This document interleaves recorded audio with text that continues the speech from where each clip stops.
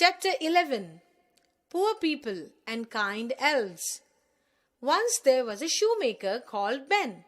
He lived with his wife Nancy. Nancy used to help him in different things. At night, Ben and Nancy were talking to each other. Last piece of leather and no money left. How will we buy food? God will help us. Don't worry, Ben. After cutting the last pair of shoes that night, Ben went to bed. He got a surprise the next morning when he saw something special. Nancy, Nancy, look at this.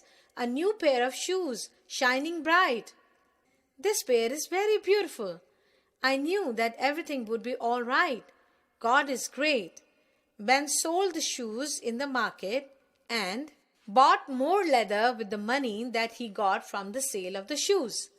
The same thing happened again on the next night. He cut the leather for the shoes and found them stitched next morning. This happened every day. After a few days, Ben and Nancy talked about the event. Let us hide today and find out who does the stitching of the shoes for us. That night they hid themselves behind the door and waited. Soon they saw 5 elves entering the room. They were carrying small cobbler's tool along with them. The elves danced and sang as they sat down to work. Elves were talking to each other. We are the 5 busy elves. We like to help the needy people.